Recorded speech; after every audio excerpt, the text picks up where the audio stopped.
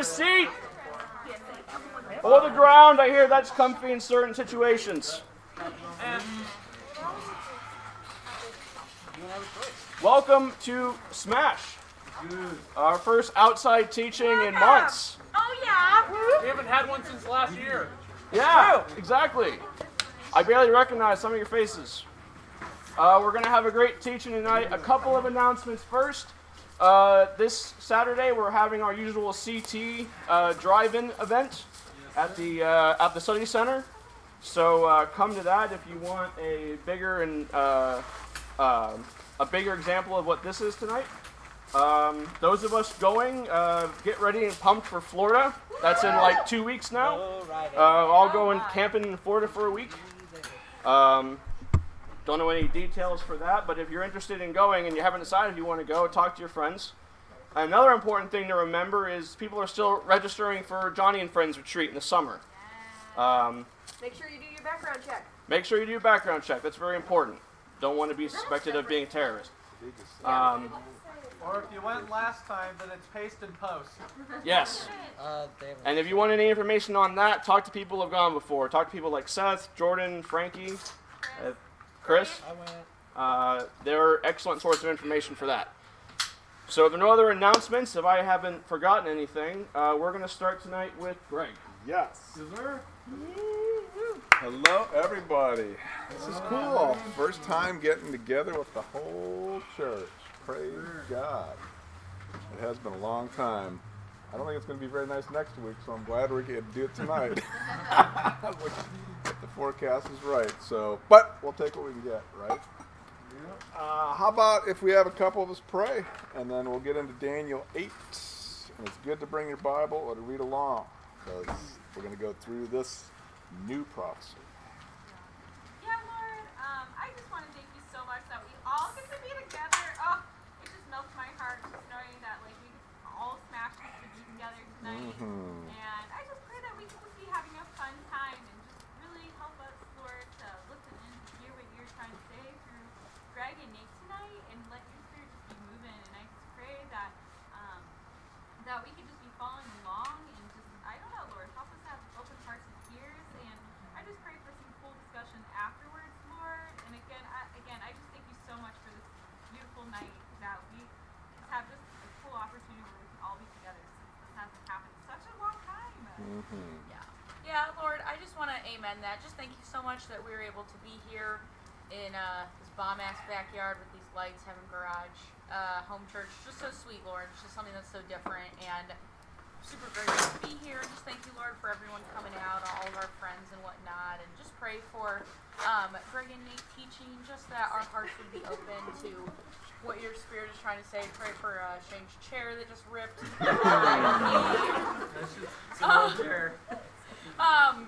But yeah, just pray, Lord, that your spirit would be moving and that our hearts would be open, you'd be speaking through them, and just that we would have some sweet fellowship, some sweet discussion afterwards. Yeah. And just pray for next week that the weather would be better so we can have it again. Yeah, Lord, thank you for this, what do you call it, Indian Spring? I don't know, whatever it is, but we thank you for a nice day. That we could get together, the whole body. It is so cool to be part of the body of Christ, Lord. It is such a blessing. And I just thank you we can get in your word. I think you are a God who works in our midst. You've been working throughout history, as we'll see, and you're still working today. And I just think it's such a privilege to be able to be part of your plan, Lord. So I just pray you'd give us a better vision of how it is you want to use us. I know you've put us here for a reason. So we just lift these things up in your name. Amen. All right, so we're going to get into another amazing prophecy. Daniel 8. Fascinating prophecy. It's about history. Doesn't that get you excited? Woo! Man, you guys just Can you have tell a I'm excited? bad rap on history other than Brandon. I know that. Well, let's get into this because I think this is going to be pretty fascinating. So I'm going to jump in. I'm going to read most of it. I'm going to need somebody to read a couple verses from Daniel 7. Okay, JT, it'll be in a little bit. 20-something. And follow along because we're going through the account. All right? So let's start in verse 1. In the 3rd year of King Belshazzar's reign, a vision appeared to me, Daniel, after the one that had appeared to me earlier. So quiz. Who's Belshazzar? The king. King of Of Babylon. King of Babylon. Are you cheating? You just read the verse. Ah. No, but he didn't say King of Babylon, did it? My Bible did. I was following along like you told me to. No, good job. Okay. When else did he come up? When did Belshazzar come up? We've already read about Belshazzar. No, not 2. Daniel 7. He did come up in 7, because your guys' prophecy Would be was 5. 5. Was it 5? Yeah, 'cause Yes, it'd be 5. after Nebuchadnezzar. The writing on the wall. Remember? And when Media Persia comes in.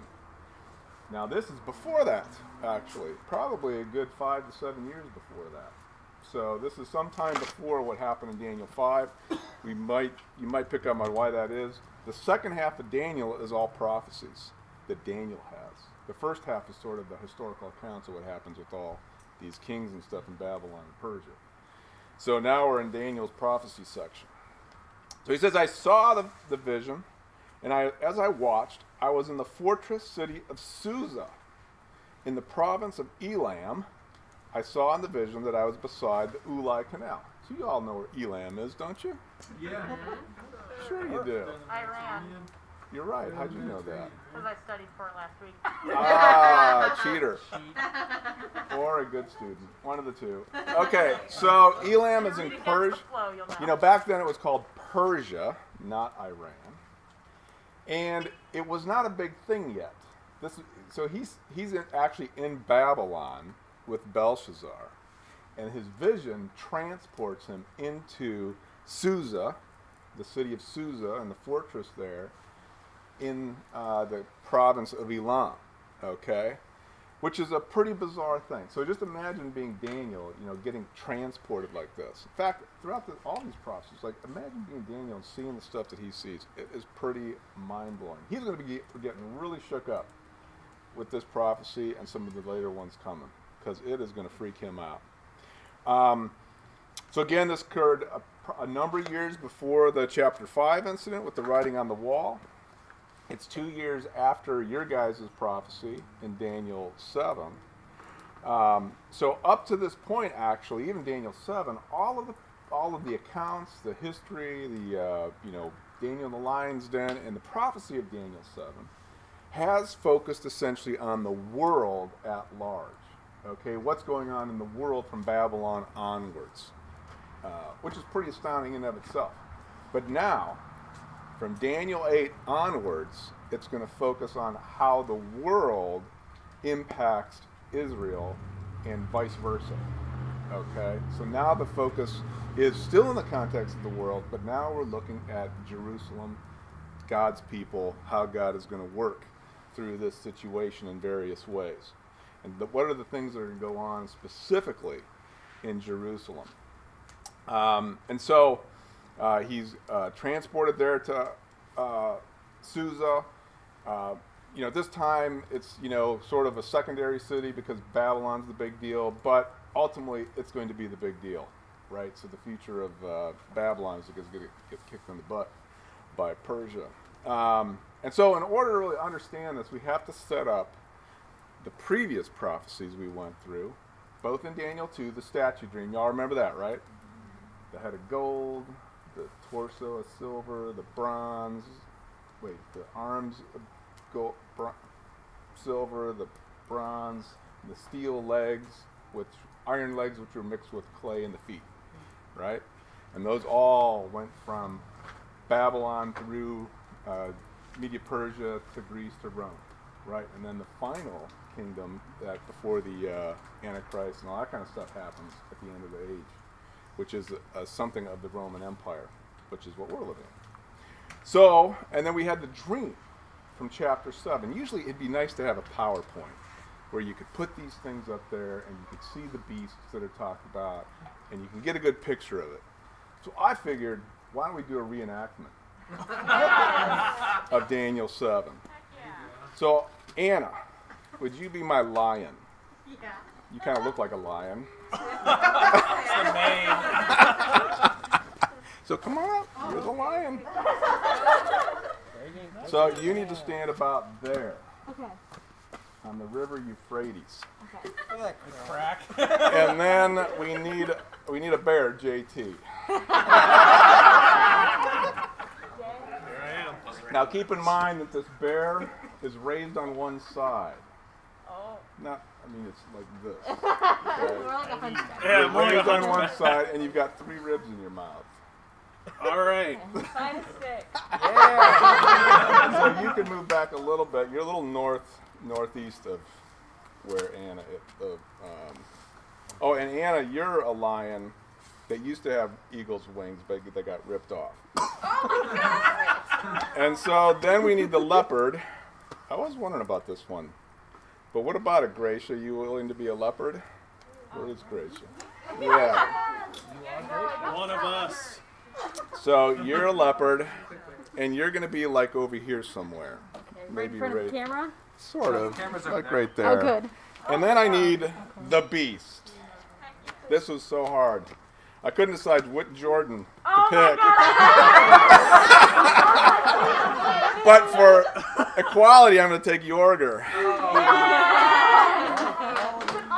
And so, and you're about right. You're over there, pretty much. Okay. So you're the beast who actually is very difficult to describe because you're so horrendous. There's never ever been a beast like this before, but you do have iron teeth. Back So to the teacher. and you devour and you crush, everything in your path. Ultimately, and you got 10 horns. Watch your back, Gracia. Okay. So now, if we had a map, this is about the way it would be.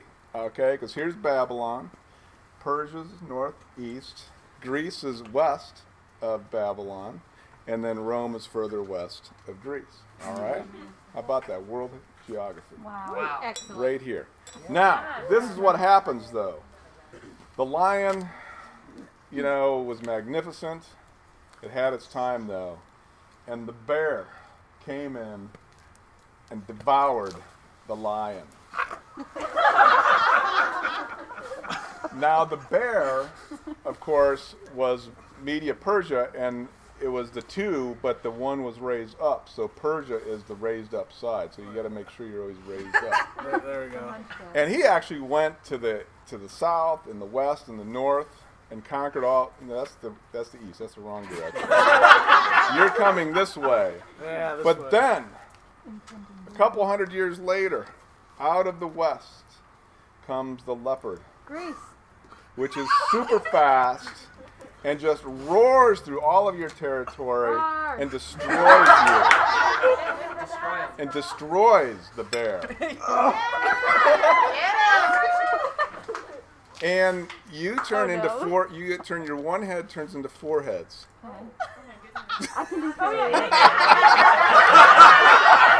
Just point your forehead at the camera. Okay.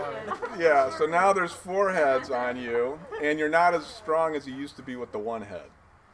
So, and then what happens is this beast from Rome comes, absolutely obliterates you.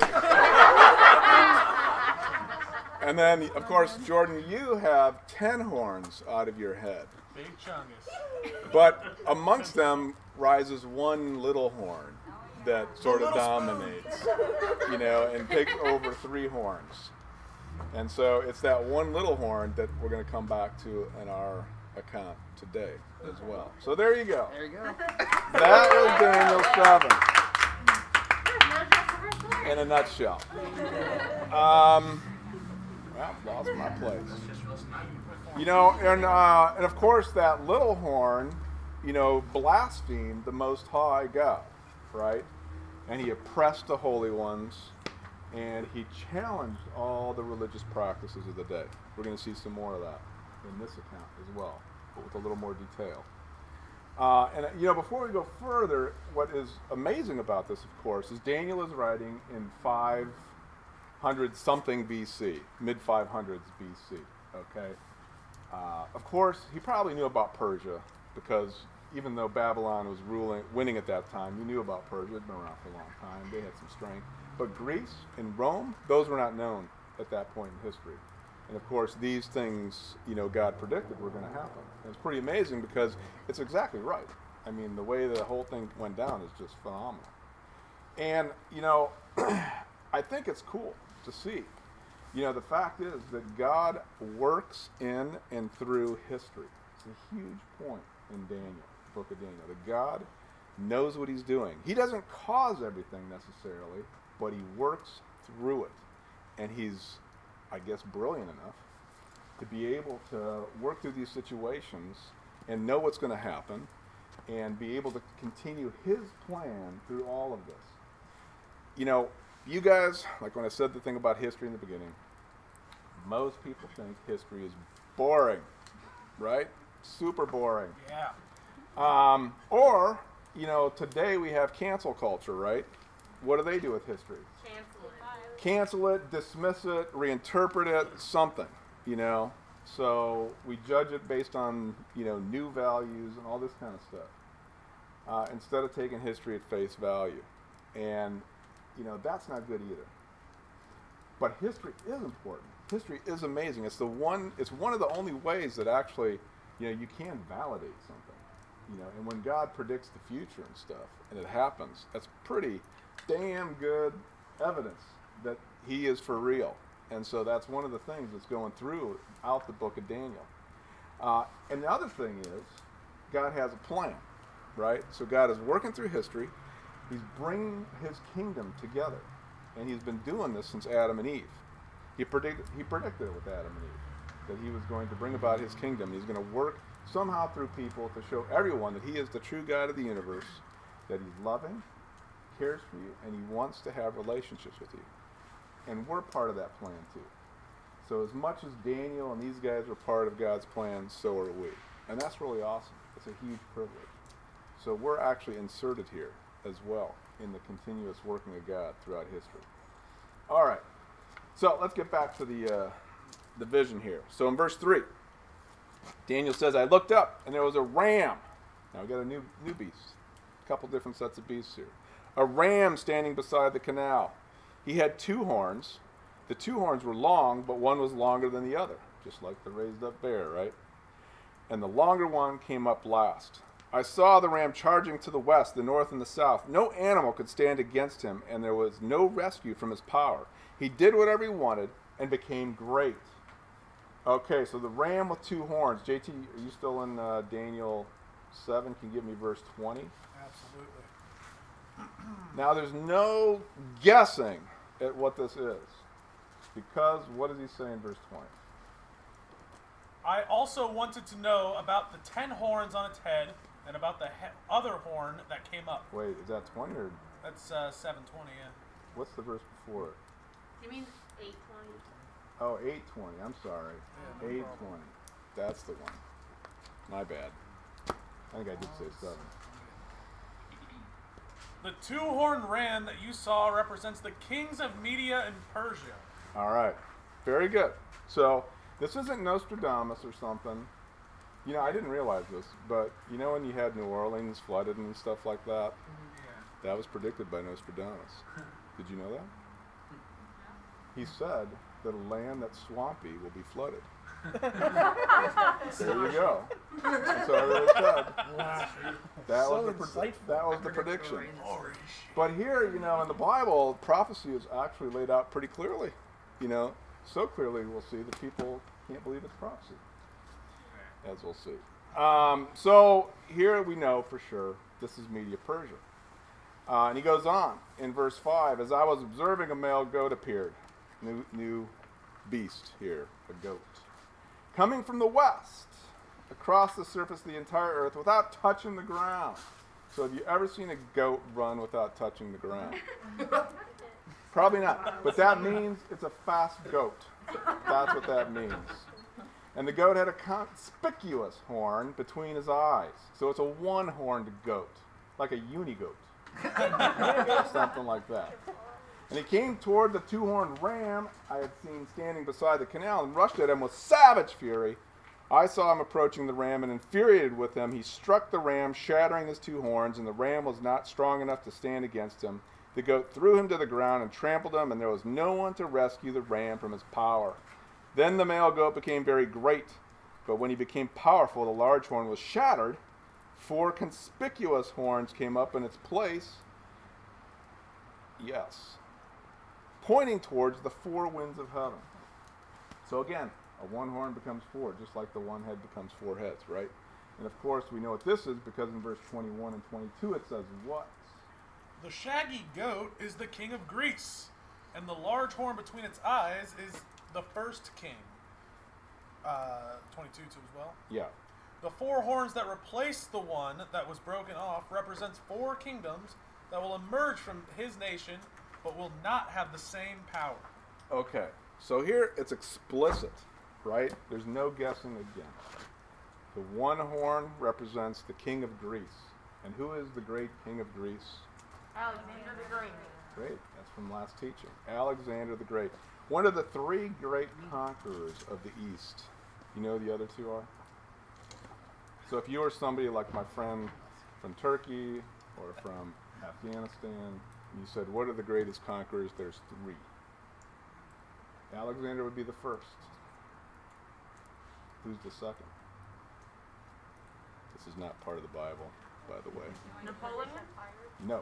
Genghis Khan. Yes, Genghis Khan. And the third, do you know?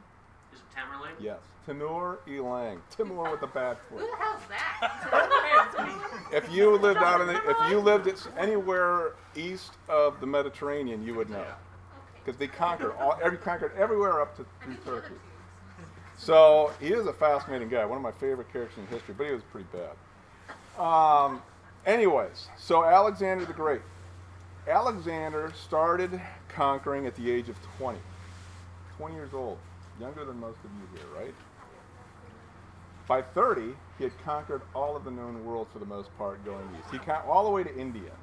He had conquered from Greece all the way through India, blowing through, most of that was Persian, part of the Persian kingdom, but even went further, and just destroyed everybody.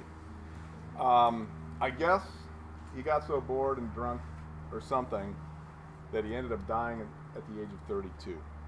So he did all of that with not a great army, not a big army either, but he just whipped through everywhere.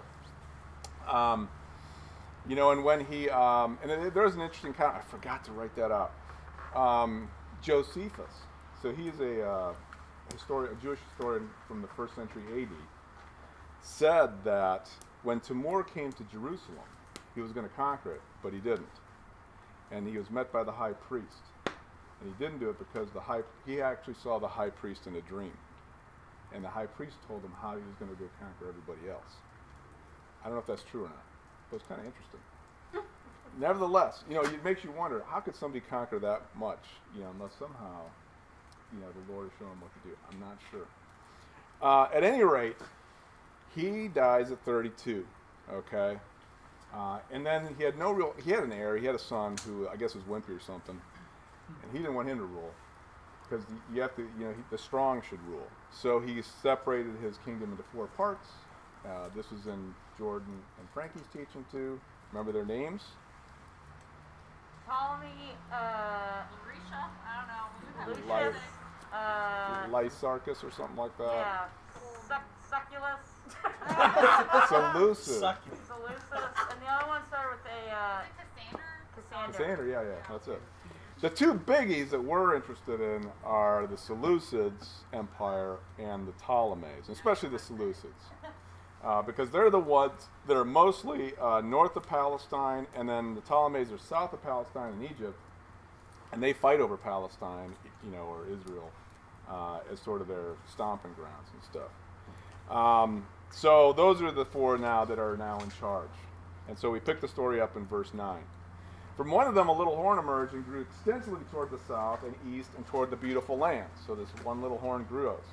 It grew as high as the heavenly host, made some of the stars and some of the hosts fall to the earth and trampled them. It made itself great, even up to the prince of the host.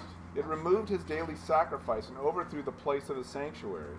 Because of rebellion, a host, together with the daily sacrifice, will be given over. The horn will throw truth to the ground and will be successful in whatever he does. So there's this little horn that grows out of one of the horns that happens to be the Seleucid horn. This is similar to the little horn of Daniel 7, except that horn actually came out of the final empire, the Roman Empire, right? The beast, the horrid beast. This one's coming out of the Greek Empire. So they're not the same exactly. They're actually different characters, but there's similarities that are brought out in this one, as we'll see. And the guy they're talking about is a very well-known guy in history named Antiochus Epiphanes. Epiphanes means God manifest. So he said, I am God, more or less, right? People tended to call him Antiochus Epimanes, which means madman, because the dude was crazy. He ruled from 175 BC to 164 BC. Very well known, well documented. The guy was a nut and he was a madman. He was very anti-Semitic, and he did some just horrible things. And we'll talk about that in a minute. Picking up the story in verse 13, Daniel says, Then I heard a holy one speaking, and another holy one said to the speaker, How long will the events of this vision last? The daily sacrifice, the rebellion that makes desolate, and the giving over of the sanctuary, one of the host to be trampled. He said to me, For 2,300 evenings and mornings, then the sanctuary will be restored. So this will last for 2,300 days. How long is 2,300 days? 5 years. A little more. A little over 6. You're close. It's around 6 years. And so what this is referring to is actually the time of Antiochus's binge, I guess.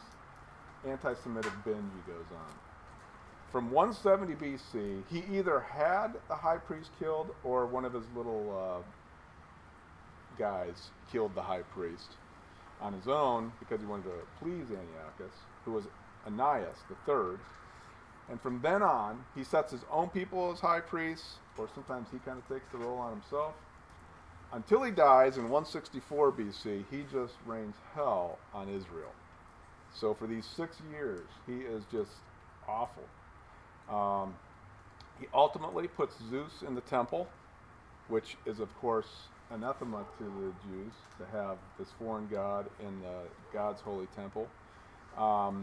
He slaughters a pig in there as a sacrifice, which, of course, would be horrendous as well, breaking all kosher law, just the worst thing possible. And this is what led to the Maccabean revolt. Now, how do we know the Maccabean revolt? What holiday relates to the Maccabean revolt? Hanukkah? Yes, the Festival of Lights. Oh, that was a guess. Well, good guess. Nice. How many Jewish holidays do you know? That's true.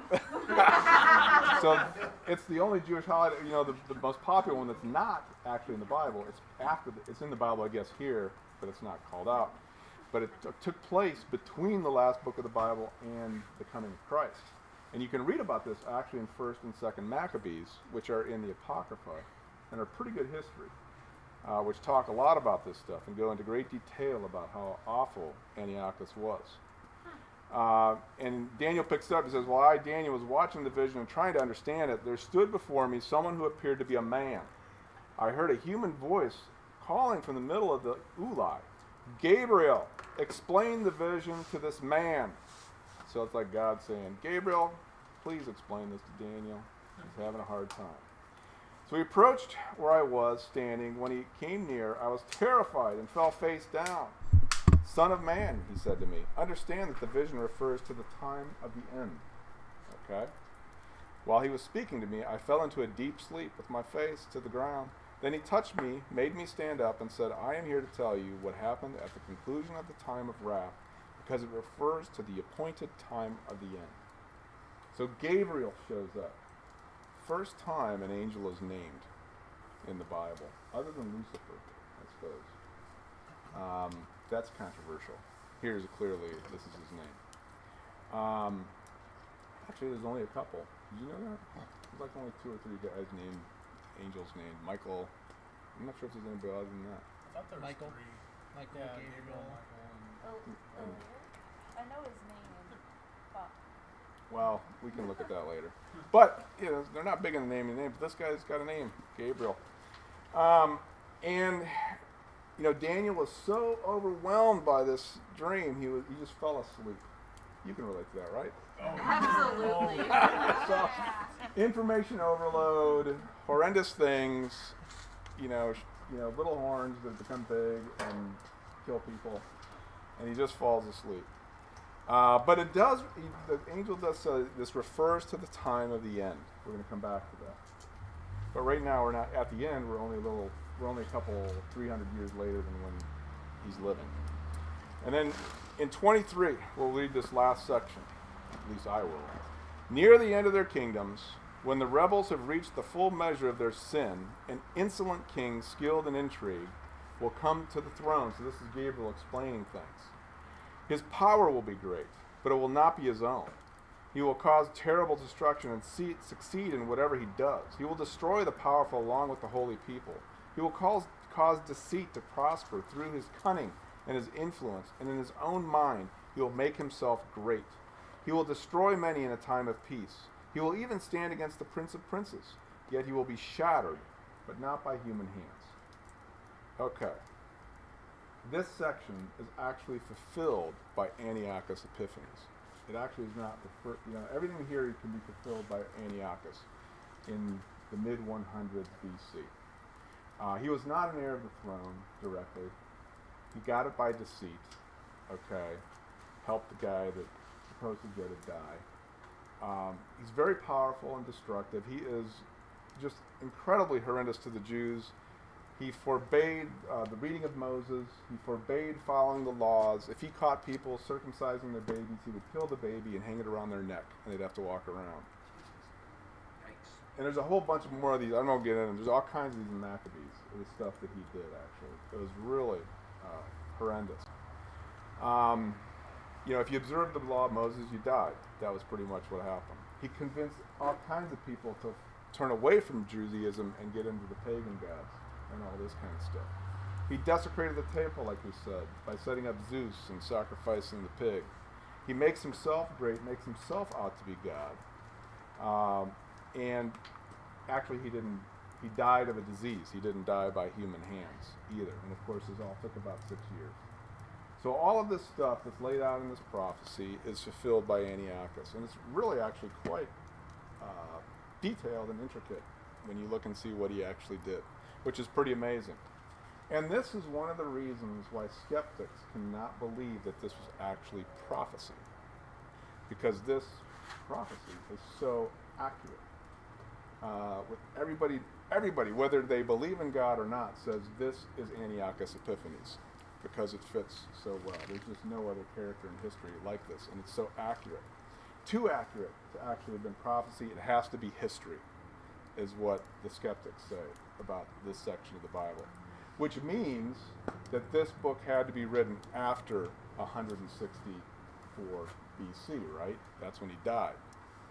Now, interestingly, people used to say that Daniel was written in the 2nd century AD, because next week's prophecy is going to date Christ, and so they had to pin the date after that. But then guess what? it was written before. What? They found copies of Daniel in the Dead Sea Scrolls, and then somebody remembered, oh, it's in the Septuagint. Of course, the Septuagint. Oh, wow. LXX, remember? What's the Septuagint? It's the Greek New translation Testament. of The the Old Greek Testament. translation of the Old Testament, which occurred where? In Alexandria, Egypt. Okay? Over there. It'd be over there. And it meant, the sort of the story behind it is 70 or 72, depending on who you read. LXX is 70. 70 or 72 Jewish scholars were put into different rooms to translate the Bible, and they all came back with the exact same translation, and there you have it. It's probably not exactly what happened. But nevertheless, it was done, and it was started in the 200s BC. That's when they started translating the Septuagint. Now, they did the Torah first. So they probably did Daniel. It was done by the 2nd century AD. So they did Daniel sometime in the hundreds, probably by 125 at the latest.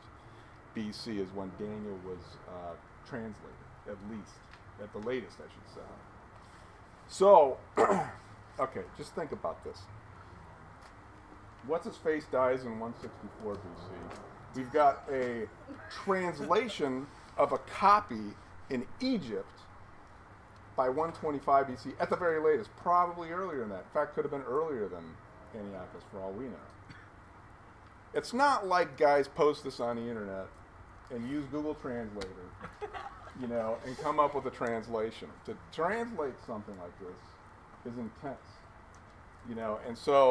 and the whole Bible, right? And they're doing the whole Bible. So this is taking years and years and many scholars.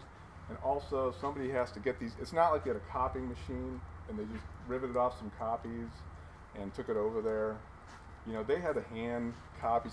Somebody had to write this down originally, then they made copies of it, and then made copies of that, and then somebody took it over to Egypt, and then they had to translate from the copies that were in Aramaic or Hebrew, and so on and so forth. There's no way this could have been done in a few decades. There's just no way.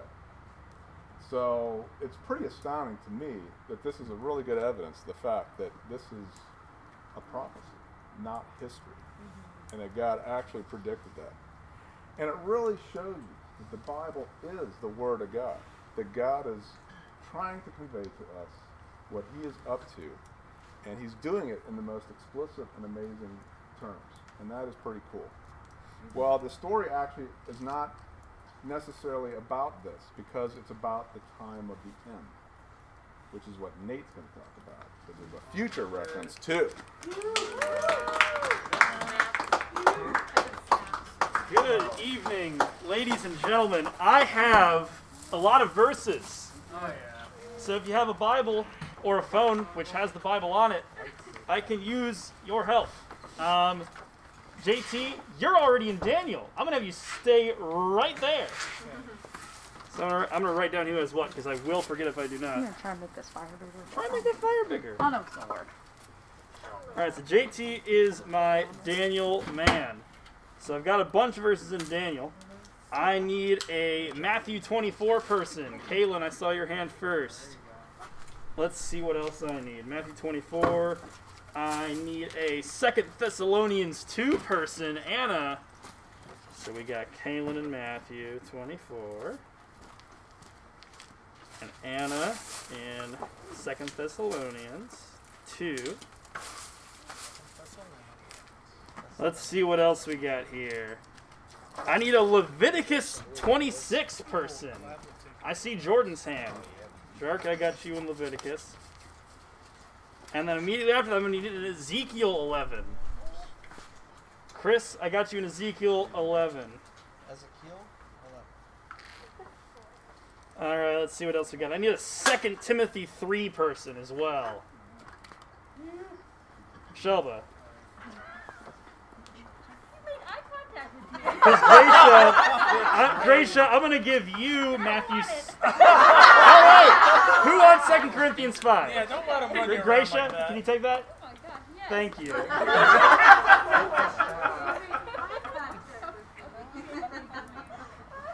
It's a way cooler verse. You're going to like it more.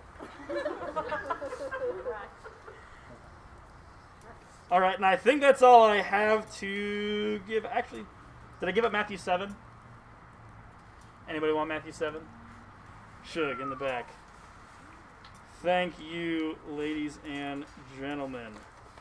I have it written down so I know who's going to be what. So we're going to start off over with JT. Hello. I want to get this up. Can you read in Daniel chapter 8, verses 26 and 27, please? Absolutely, Nate. The vision of the evenings and mornings that has been given you is true. But seal up the vision, for it concerns the distant future. I, Daniel, was worn out. I lay exhausted for several days. Then I got up and went about the king's business. I was appalled by the vision. It was beyond understanding. All right, so Daniel sees this vision that Greg just talked about, and then he just takes a fat nap. He is mentally exhausted. Hell yeah. Just today, I got home from work. JT and I worked together. I got home from work. I went upstairs to review the outline that I just printed out, and I come back downstairs, and JT is on the couch, out. Like a light. Like a light. This is about as tired, if not more, than Daniel was. He was passed out for days, and a couple of days of sleep does sound good right about now. But after that, he gets up, goes around his business, and says, "This is unexplainable. I don't even know what's going on," even after the angels just explained it to him. But we can interpret this because while it's his future, it's our past. We have that character Antiochus to look back on. And like Greg was saying, this is so cool that God gives us specific and fulfilled prophecy. It's a very good tool for us to look back on and be able to say, all right, we know this is true. But Antiochus is not the only character that this vision was talking about. It also talks about something else. JT, can you get, in still chapter 18, go back to verses 17 and also verse 19? 17 and 19 in chapter 8. Yeah. As he came near the place where I was standing, I was terrified and fell prostrate. Son of man, he said to me, understand what the vision concerns, the time of the end. While he was speaking to me, I was in a deep sleep with my face to the ground. Then he touched me and raised me to my feet. That was 17 and 19? Oh, I read 18. Okay, maybe 19. He said, I am going to tell you what will happen later in the time of wrath, because the vision concerns the appointed time of the end. He says twice, this vision is about the end times. So final, so mysterious, the end times. And so this character that we're looking at, he is talking about Antiochus or Antiochus, this horrible person that lived back then in that 2nd century. But it's a picture of another person who's coming in the end times. It's a type there. And this person that's coming later, who we talked about a little bit last week, and we're going to talk about a little bit next week, the Antichrist has some of those same characteristics as Antiochus did. So, what's he going to come do? What's he up to? What's this Antichrist going to come in here to do that's so bad? Let's talk about it. Who had... Kaylin, you had Matthew 24. I need verses 15 and 16. And stay there because I'll need another verse later. So when you see standing in the holy place the abomination that causes desolation, spoken of through the prophet Daniel, let the reader understand. Then let those who are in Judea flee to the mountains. This is probably one of the coolest phrases in the Bible. The abomination of desolation. It's really, really hard to translate into English, so we're going to go through a few things here where it's called like the abomination of desolation or the abomination that causes desolation, but it's all the same root word that's in the original language, shamen, and it basically just means this horrible, horrible thing. And Jesus' advice to us, and we see this, is run for the hills. He's saying the people, get out of there when you see this happening. And it's going to be similar to when Antiochus set up that statue of Zeus in the temple, where he's going to be defiling everything and putting a stop to the Jewish faith there. I have, let's see here. Can you get, I'm going to jump a little bit ahead into chapter 9 in Daniel 20, verse 27. Absolutely. 9:27. Yeah. There you are. He will confirm a covenant with many for 1 7. In the middle of the 7, he will put an end to sacrifice and offering, and at the temple he will set up an abomination that causes desolation until the end that is decreed is poured out on him. Yes, it says the middle of the 7, which we call today a week. But he stops the sacrifice in the temple, and he sets up this abomination of desolation. which I will say as many as times as I can because it's fun to say. Can't confirm. So, what's going to happen? When is this going to happen? And what's going on here with this abomination desolation? We've got a little bit of a timeline to set up here with what's prophesied about the end times. And Kaylin, I'm going to need you one more time in Matthew 24, now up to verse 21, if you can get for me. For then there will be great distress, unequaled from the beginning of the world until now, and never to be equaled again. Great distress, the worst that it's ever been and ever will be. That is what this is called. This abomination of desolation starts what is called the Great Tribulation, which is another multisyllabic fun word to say. But it's crazy what is prophesied to go on here. Some dude's going to walk into the temple, set himself up, and then everything is going to be crazy until the very, very end. Who did I have? Anna, I had you in 2 Thessalonians 2, and I need verses 3 and 4 there. And then stay there because I'll need you for one more later. Well, I swear I was turned there, but I betrayed myself, so 1 second.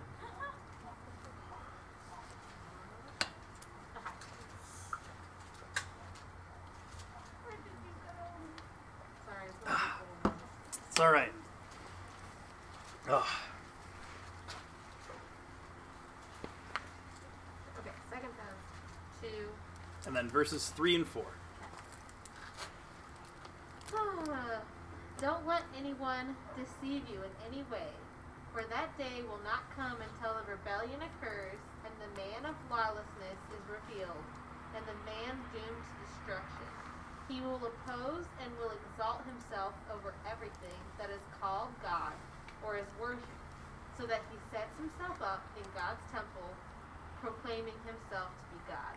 Yes, this is an event that's talked about all over the Bible. It's in Daniel, it's in Matthew, it's in 2 Thessalonians, it's all over the place. And we can piece together this timeline of events that happens. First is what Anna just talked about, is this falling away, or the fancy word for it, the apostasy. This is where essentially the church at large is neutered, is ineffective, and has no truth in it at all. This great falling away from the truth. Then after that, there's a little small peace period, and then that abomination of desolation occurs, which starts the Great Tribulation. Let's talk a little bit more about what's happening in that Great Tribulation. We get a bit more insight a couple verses later, 6 and 7 in 2 Thessalonians. And now you know what is holding him back, so that he may be revealed at the proper time. For the secret power of lawlessness is already at work, but the one who now holds it back will continue to do so till he is taken out of the way. So this evil that's going to be unleashed is held back like a dog on a leash. It's being restrained by God. And this has some scary implications, because it means that the world we live in now is just a taste of what pure, unadulterated evil looks like. We can look back at all the awful things, take your pick, that have happened, and they will pale in comparison to this Great Tribulation period. This is with the restraints on. I don't want to know what happens when they come off. And it's when this Antichrist comes into the temple, who's presumably an atheist, and claims to be God, which is very ironic for someone who claims to be an atheist. And with this restraint that we're talking about, it's incredible that, God still has this power. Obviously, he's all powerful, but it's always been the case that whenever, Satan or the evil one or any of his demons have to obey his authority. We see this in Job a little bit. If you read Job, the very beginning there, it depicts a conversation between Satan and God, and Satan's like, hey, can I go tempt this guy? And he has to go to God for permission before he does anything, because there is an authority there. Now, when's this going to happen? Is it going to be tomorrow? Is it going to be next week? Is it going to be when the coronavirus is over. We have some clues. Again, one of the greatest evidences that we have and clues that we get are through prophecy. And there's some amazing ones that have been fulfilled, that are maybe fulfilled, and some that are definitely not. So it's probably not tomorrow. I'm going to go through a few of them. Jordan, I had you in Leviticus 26. Yeah. Be ready in verse 33. There's a prophecy here where Israel is scattered as a nation and then is later reformed. So can you get verse 33? You, however, I will scatter among the nations and will draw out a sword after you, as your land becomes desolate and your cities become waste. Okay, so this is an historical event that happened, right, Brandon? Absolutely. Israel scattered to the wind across all nations. Now, Chris, can you get for me Ezekiel 11:17? Therefore say, this is what the Lord God says. I will gather you from the people and assemble you from the countries among which you have been scattered, and I will give you the land of Israel. So after they're scattered, he's going to give them the land of Israel and bring them back. Does anybody know when this happened? 1946. It was in the 1940s. Yes, I believe 1946. Right after World War II. And this wasn't some kind of thing where, like, all the Jews got to be like, listen, we see this prophecy in the Bible, we got to kind of like go along with this and fill it. This was after an event that a lot of people call the Holocaust. And a bunch of the world powers came together and were like, listen, some really bad stuff happened to the Jews then. We should give them something. Hey, why don't we give them Israel? People that had not heard of this prophecy were like, let's give them their land back. And this is the only time in history that a country has been scattered to the wind and then reformed. There's nothing else that's happened like it. And it was predicted in the Old Testament. It's insane. Other things that are predicted about the end times is the infamous mark of the beast. It says there's going to be a number or a mark on the hand, on the head of everybody, and you're going to need it to buy and sell things, some kind of global economy. And while this obviously isn't the case yet, in a world with credit cards and microchips, it's not happening yet, but we could see how it's possible. I don't think that credit cards or RFID chips are the mark of the beast, but they could be a precursor to something similar to it. We don't know yet. But we know it's not happening soon, because one of the most important things for the end times to happen is there has to be a temple, the Jewish temple, in Israel. Right now, there's not. There's a Dome of the Rock, which is definitely not a Jewish temple. That's about all there is. So, the main thing I want to talk about, though, is this first step. So we're obviously not to the abomination of desolation yet, but we're approaching this great this great falling away, this apostasy period where people forget about the truth of God and forget about what's laid out in the Bible. And this is really scary that it's kind of starting to happen.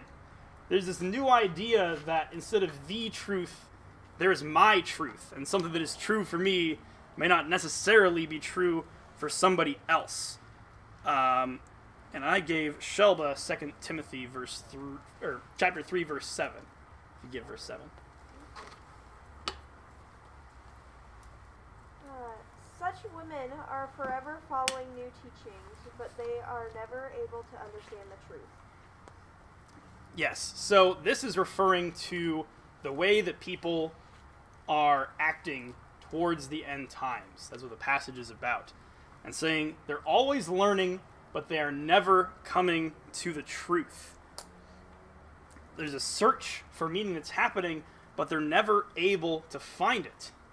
I was reading a Barna study earlier that showed off, I think it was 2016, and it showed off like a different generations they had take this test and whether they agreed or not with certain statements. And one of the statements on that test was, do you believe that there is absolute moral truth?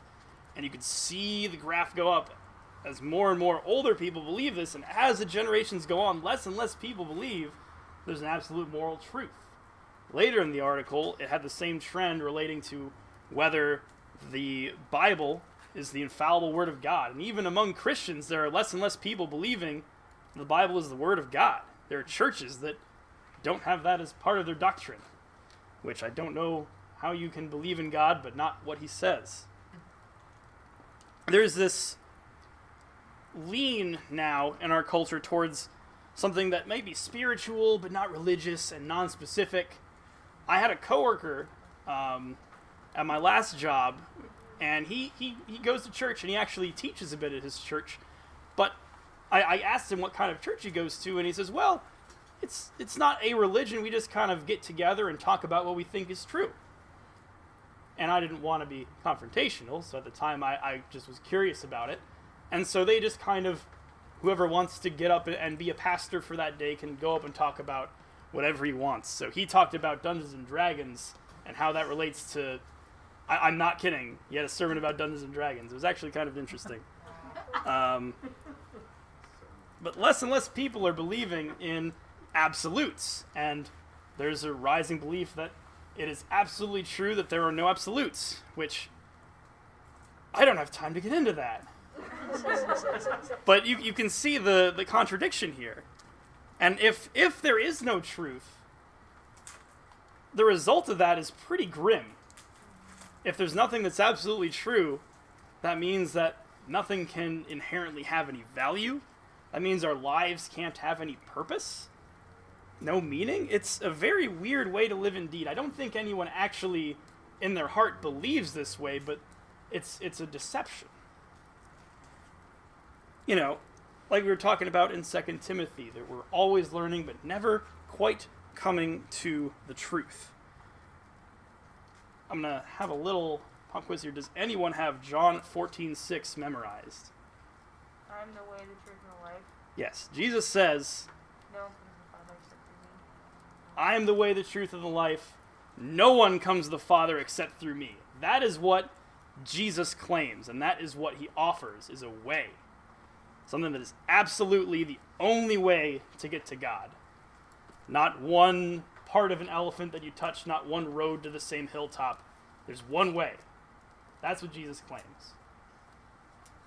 All right, if you didn't get that one, and Jordan, you're not allowed to answer this one. Does anybody have John 8:32 memorized?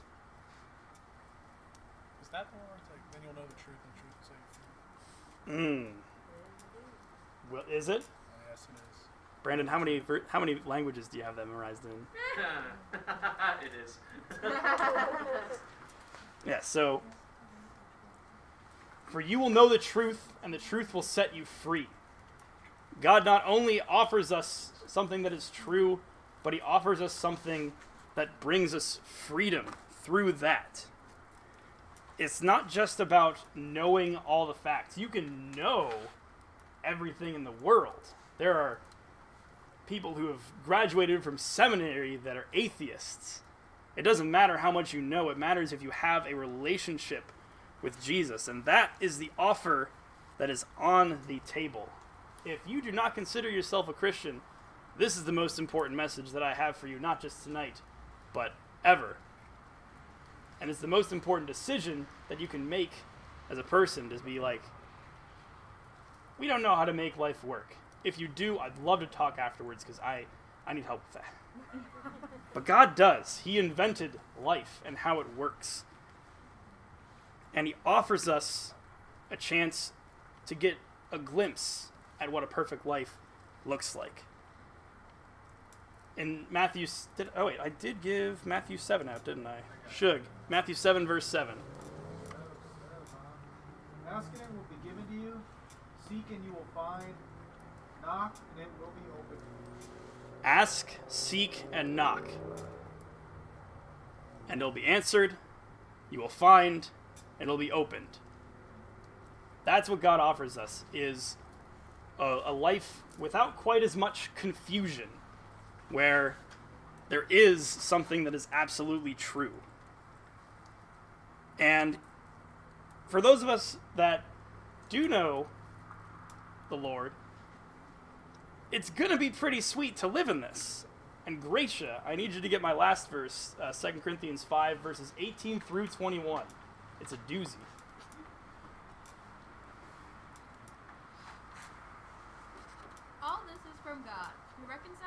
himself through Christ and gave us the ministry of reconciliation, that God was reconciling the world to himself in Christ, not counting people's sins against them. And he has committed to us the message of reconciliation. We are therefore Christ's ambassadors. Us through God, we're making his appeal through us. We implore you on Christ's behalf, be reconciled to God. God made him who had no sin to be sin for us, so that in him we might become the righteousness of God. So God gives us this ministry of reconciliation. This, if you look up what reconciliation means on Google like I did, it means that there's a relationship that's been restored. That's pretty beautiful, I think. And it's not a ministry of guilt. It's not a ministry of feeling a certain way. It's a ministry of a repaired relationship. That is what really matters in Christianity, in whatever we're doing here, is a relationship. Because if Jesus is the only way, and he is a personal God, then the way to that truth is to relate with him, not merely to learn. To go beyond knowing about and knowing. And I can't say that I know God perfectly. I can't even say that I know how to relate with him very well. Maybe that's something we could talk about after. But that is about all that I have to talk about this evening. There's questions. You can ask either me or Greg. We don't need these notes anymore.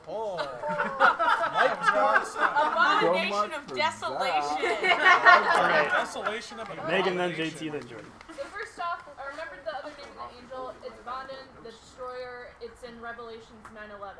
Okay, well, that's late. Okay. Yes, that's way later. A Bondin or Apple.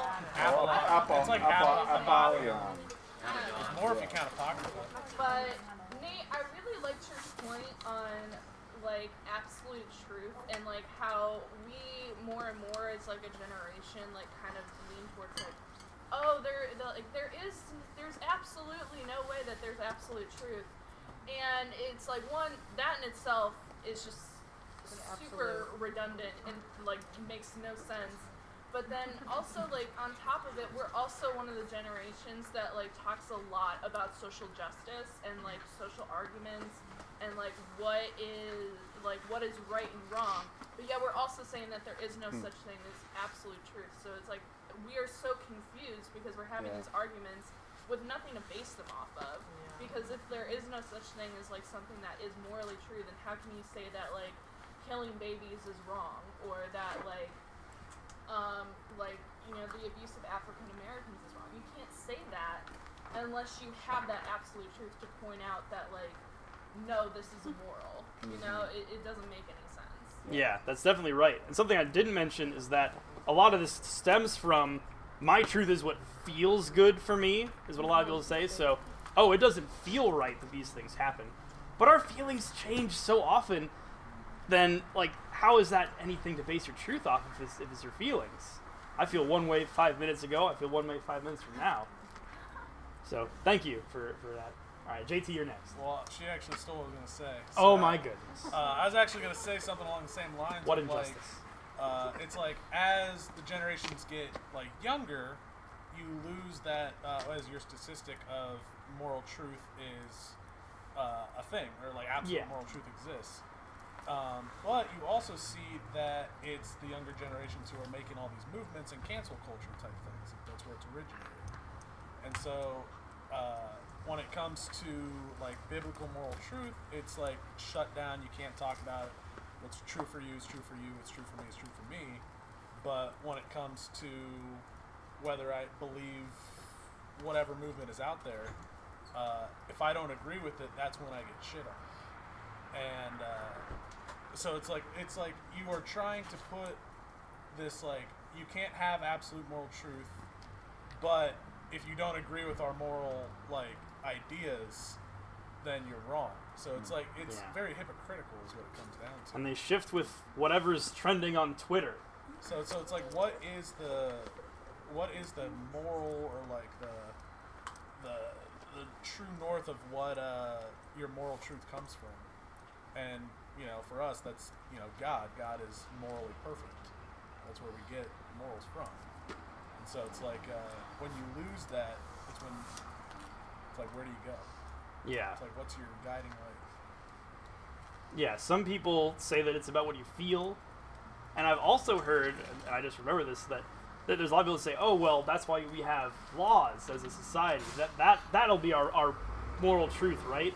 But there are so many stupid laws, and they contradict each other. And it shows that, like, humans can't set up a system that will be perfect. That's why we kind of need God to come in and fix stuff. So I think that's a really good point, JT. All right, Jordan, you're next. A couple things. One, I think you guys did a really good job. That was a really good teaching, and it was really cool. I think you guys did a good job breaking down history and whatnot, and like making it clear, but also like fun. Greg, I liked your illustration. Also, as soon as you said the beast, I was like, he's gonna say me or Jordan. I just one of us. But I also liked.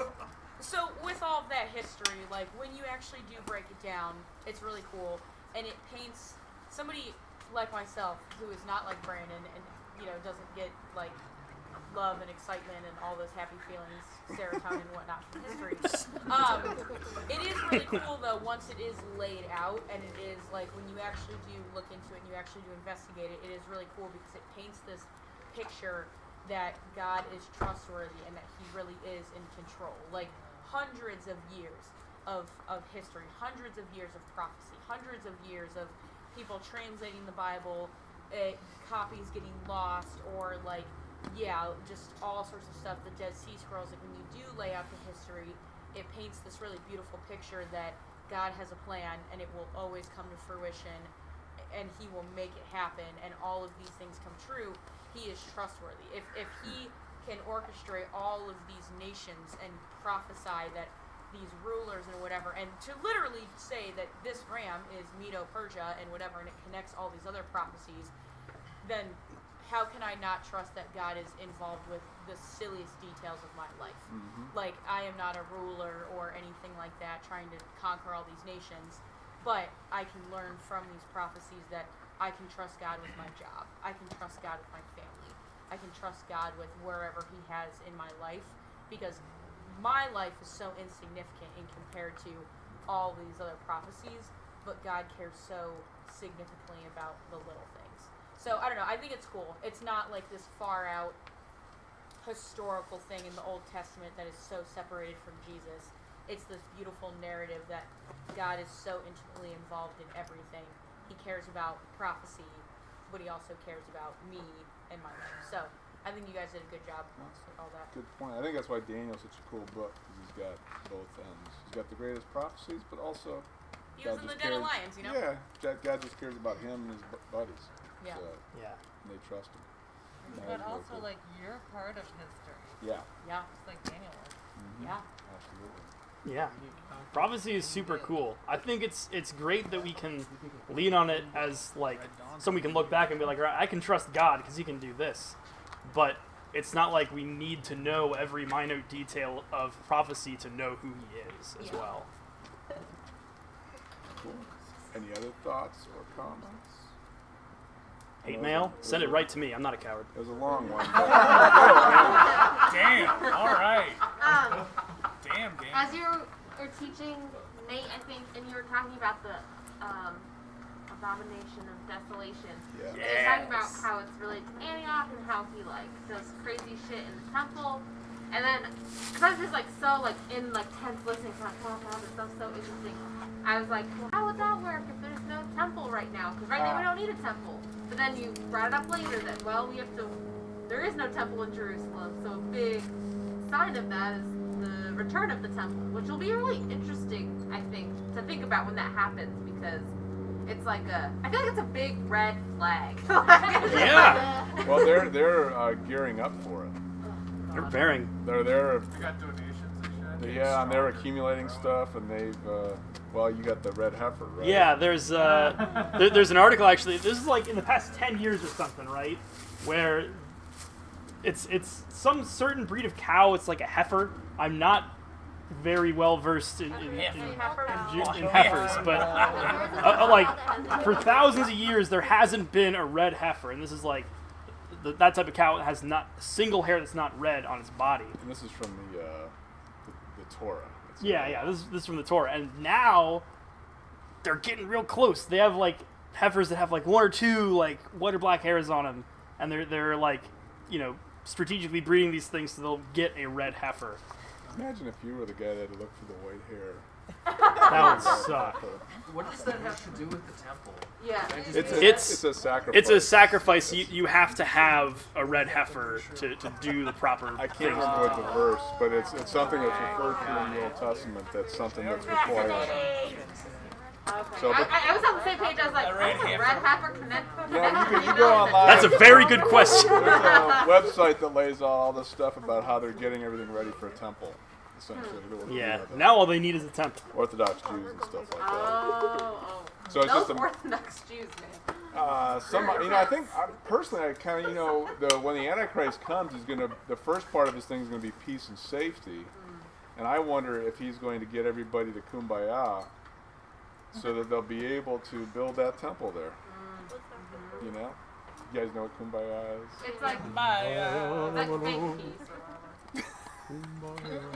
I know the song, but I don't know what it means. The lyrics are really easy to read. When I think kumbaya, I think of people standing in a circle, singing in like it's like field. Around a fire. Singing songs with words we don't know about, but we're all unified. Hey. I think of Borat when they're like,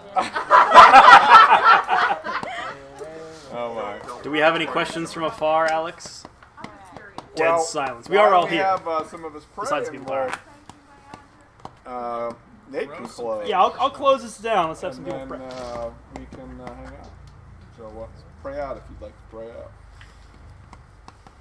Yeah, God. I want to thank you that these guys took the time to prepare these teachings, Lord. They both did a great job. And I just want to pray that you can help us to have some good conversations afterward. Yeah, Jesus, I just want to thank you so much that we could be all together tonight.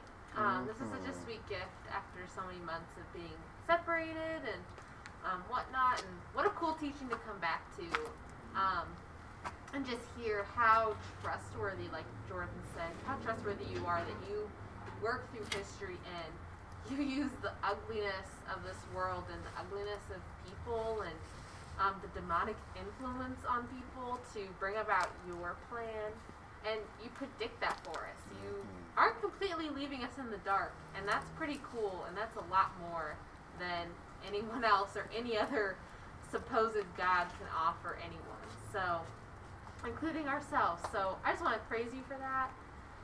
Thank you that Nate and Greg were willing to teach on such an interesting passage and make it fun.